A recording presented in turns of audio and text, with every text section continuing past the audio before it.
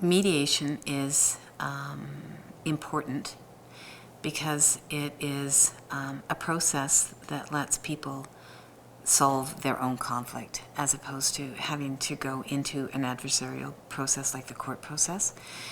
And it's just a much more user-friendly, constructive problem-solving process for many people than a system of, like it's me against you and I'm going to win this case. It's way cheaper. It's usually way, way less expensive.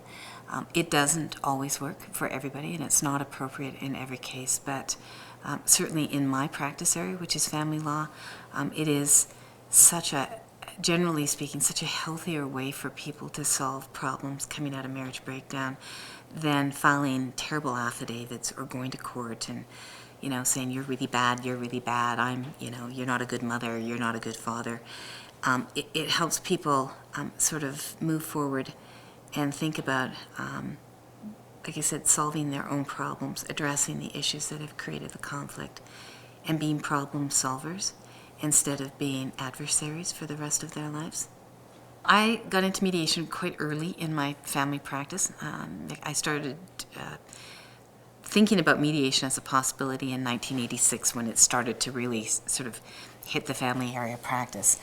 And I got involved in it because I did years of litigation in family, and I just saw rack and ruin coming out of it. I saw a lot of families that I didn't think got helped by a litigated result.